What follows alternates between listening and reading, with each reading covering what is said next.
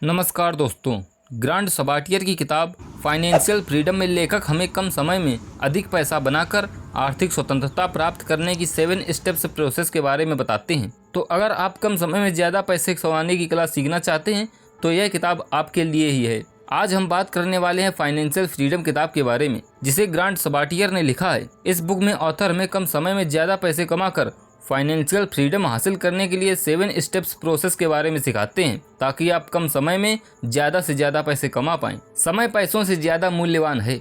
आपको जल्दी रिटायर होना चाहिए और आप कैसे जल्दी रिटायर हो सकते हैं। इस अध्याय में लेखक बताते हैं कि पैसा असीमित है और समय सीमित है, इसलिए अपना समय बर्बाद ना करें। लेखक बताते हैं कि एक औसत व्यक्ति के पास अपनी वयस्क जीवन में केवल 25,000 दिन होते हैं, और यही इस पुस्तक का उद्देश्य भी है कि लेखक हमें जल्द से जल्द रिटायर होने में मदद कर सकें, ताकि हम अपनी जवानी का आनंद ले सकें। यहाँ रिटायरमेंट का मतलब यह नहीं कि आपको कभी काम नहीं करना पड़ेगा, बल्कि यह है कि आपको पैसों के लिए कभी काम नहीं करना पड़ेगा। इसी उद्देश्य के लिए लेखक हमें पारंपरिक रिटायरमेंट तरीकों की बजाय नए सूचना जगत के अवसरों का लाभ उठाते हुए जल्दी रिटायरमेंट होने की सलाह देते हैं। आपका नंबर क्या है?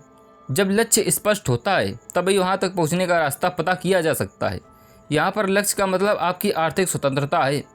कई लोग सोचते हैं कि आर्थिक रूप से स्वतंत्र होने के लिए बहुत सारे पैसों की जरूरत होती है, लेकिन वास्तव में सच्चाई यह है कि आर्थिक स्वतंत्रता प्राप्त करने के लिए हमें अपनी सोच से भी कम पैसों की जरूरत होती है, जिसे हम सही तरीके से लगातार मेहनत करके आसानी से हासिल कर सकते हैं। इस अध्याय में लेखक हमें ऐसे स्टेप्स सिखाते हैं जिनकी मदद से हम अपनी आर्थिक स्वतंत्रता के लिए धन की आवश्यकता की योजना बना सकते हैं। इसके लिए पहला स्टेप है अपनी जीविका के लिए जरूरी धन का निर्धारण करना। दूसरा, अपनी आरामदायक जीवन शैली जीने के लिए जरूरी धन की योजना बनाना। तीसरा, बिना काम किए रिटायरमेंट के समय आप कितने रुपए मासिक कमाना चाहते हैं। आप अभी कहाँ हैं? इसका मतलब है कि आप वित्तीय रूप से किस स्तर पर हैं। यह स्पष्टता से तय करें और इसका पता लगाएं। सबसे पहले यह जानें कि आपकी मासिक सक्रिय और निष्क्रिय आय कितनी है। दूसरा, अपनी नेटवर्थ का पता करें। नेटवर्थ का पता लगाने के लिए आप अपने सभी संपत्तियों में से अपनी सभी देनदारियों को घटाएं। इस तरह आप अपनी कुल संपत्ति का निर्धारण कर सकते हैं। तीसरा, अपनी वित्तीय आदतों का पता करें। सबसे पहले यह जानें कि पैसों के लेकर आप क्या महसूस करते हैं। एक बार वित्तीय निर्धारण के बाद आप उसे कितने समय में पूरा कर लेते हैं। कहीं ऐसा तो नहीं कि वित्तीय निर्णय लेने के बाद आप उसे पूरा ही नहीं करते। आपकी कमाई, बचत, धन अर्जन, व्यापार और निवेश के बारे में क्या सोच है, इन सभी का पता करें और जितनी जल्दी और जितनी अच्छी तरह हो सके समृद्ध आदतों को अपने जीवन में अपनाने की कोशिश करें। चौथा, आप अभी कहाँ पर हैं, जिसने नौकरी कर रहे हैं या स्टार्टअप बिजनेस या कोई बड़ा व्यवसाय, इसका पता करें और यह भी जानें कि अगले 2, 3 या 5 साल में आप पेशेवर रूप से किस स्तर पर पहुंचना चाहते हैं और लोगों को कैसे लाभ पहुंचाएंगे। अपने व्यवसाय को बढ़ाने की योजना बनाएं। पैसा अगले स्तर का, वेल्थ को तेजी से कैसे क्रिएट करें। पैसा इन्वेस्ट करने के बहुत तरीके होते हैं, लेकिन सारे 3 प्रिंसिपल्स पर डिपेंड होते हैं। पहला, इनकम कि आप कितने पैसे कमाते हैं। दूसरा, खर्च कि आप इनकम में से कितना खर्च करते हैं। और तीसरा है सेविंग कि आप उनमें से वेल्थ बनाने के लिए कितनी सेविंग और इन्वेस्टमेंट कर सकते हैं। क्या यह इसके लायक है? कुछ भी खरीदने से पहले पैसे के बारे में सोचने के 11 तरीके। स्टेप 1, यह खरीदारी मुझे कितना खुश करेगी। पहला सवाल यह है कि यह खरीदारी मुझे कितना खुश रखेगी। यह जानना महत्वपूर्ण है कि आपके द्वारा खरीदी गई चीज़ आपकी खुशी में कितना योगदान देगी। स्टेप 2, इस चीज़ को खरीदने के लिए मुझे कितने पैसे खर्च करने होंगे। दूसरा सवाल है कि इस चीज़ को खरीदने के लिए मुझे कितने पैसे खर्च करने होंगे। इस सवाल से आपको खरीदारी की वास्तविक लागत का पता चलेगा।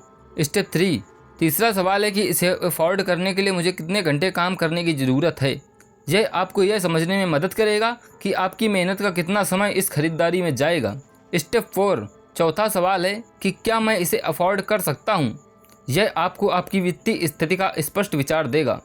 स्टेप 5, पाँचवा सवाल है कि इस प्रोडक्ट की कीमत बाकी प्रोडक्ट की तुलना में कितनी ज़्यादा या कम है। यह आपको यह समझने में मदद करेगा कि आप बाजार में उपलब्ध विकल्पों की तुलना में कितना खर्च कर रहे हैं। स्टेप 6, छठा सवाल है कि क्या मैं इसे किसी तरह से कम पैसे में खरीद सकता हूँ। यह आपको सबसे अच्छा सौदा खोजने में आपकी मदद करेगा। स्टेप 7, सातवां सवाल है कि आपके लिए कितनी सुविधा की ज़रूरत होगी, मतलब प्रोडक्ट को लाने और ले जाने और बनाए रखने में कितना खर्च आएगा। स्टेप 8, आठवां सवाल है कि मुझे इसके लिए हर साल कितने रुपए की लागत लगेगी, या मेरी लाइफ टाइम में हर साल कितने रुपए की कीमत इसे मेंटेन करने में लगेगी। स्टेप 9 नवा सवाल है कि इस प्रोडक्ट की कीमत कितनी है। यह सवाल आपको वस्तु की स्पष्ट लागत जानने में मदद करेगा। स्टेप 10 10वां सवाल है कि प्रोडक्ट मेरे लिए भविष्य में कितना फ़ायदेमंद होने वाला है। यह आपको लंबे समय तक होने वाले लाभों का आकलन करने में आपकी मदद करेगा। स्टेप 11 11वां और सबसे महत्वपूर्ण सवाल है कि भविष्य में यह प्रोडक्ट मुझे कितना समय देगा। इसका मतलब यह है कि यह मेरा कितना समय बचाएगा। ऐसा बजट जिसकी आपको ज़रूरत होगी घर के खर्चों को बचाने के लिए। हो सकता है कि आप फाइनेंशियली फ्री होने से पहले एक छोटे से अपार्टमेंट में रह रहे हों, या किसी साथ पढ़ने वाले या अपने पड़ोसी के साथ अपना रूम शेयर कर रहे हों।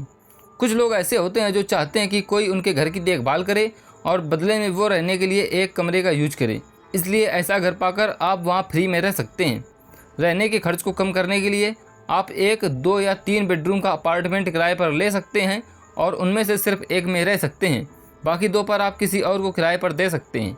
आने वाले पैसे से आप उसका किराया देकर एक तरह से फ्री में रह सकते हैं और शायद कुछ ज़्यादा भी कमा सकते हैं। इसी की तरह ट्रांसपोर्टेशन बजट के लिए आप जब तक फाइनेंशियली फ्री नहीं होते तब तक पब्लिक ट्रांसपोर्ट या किसी सस्ते ट्रांसपोर्ट में सफ़र कर सकते हैं, या अपने किसी दोस्त के साथ अपने ऑफिस और ज़रूरत की जगह पर आ जा सकते हैं।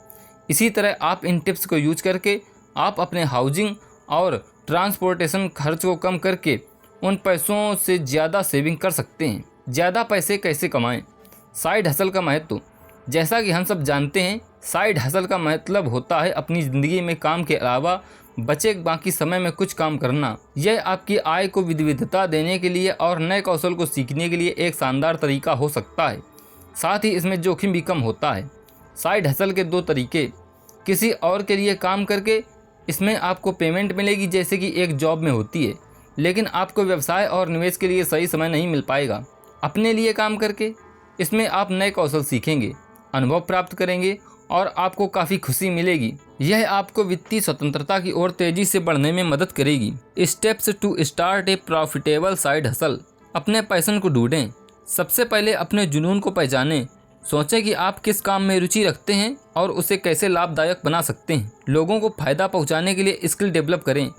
अपने स्किल्स को विकसित करें ताकि आप दूसरों की समस्याओं का समाधान कर सकें। इससे आपका काम मूल्यवान होगा और आप अच्छी कमाई कर सकेंगे। मिनिमम रिस्क के साथ शुरू करें। छोटे पैमाने पर शुरू करें और धीरे धीरे अपने व्यवसाय को बढ़ाएं। इससे जोखिम कम होगा और आपको मूल्यवान अनुभव मिलेगा। Time management.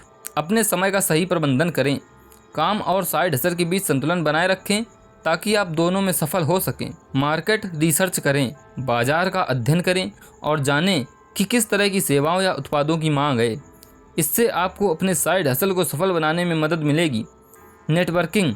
अपने क्षेत्र के अन्य लोगों के साथ नेटवर्किंग करें। इससे आपको नए अवसर मिल सकते हैं और आप अपने साइड हसल को और बढ़ा सकते हैं। कंसिस्टेंसी। निरंतरता बनाए रखें। साइड हसल में सफलता पाने के लिए नियमित और अनुशासित रहना बहुत ज़रूरी है। तो दोस्तों, उम्मीद करता हूँ कि आज की वीडियो आपको पसंद आई होगी। अगर वीडियो पसंद आई हो तो वीडियो को लाइक कर दें और चैनल को सब्सक्राइब करना ना भूलें।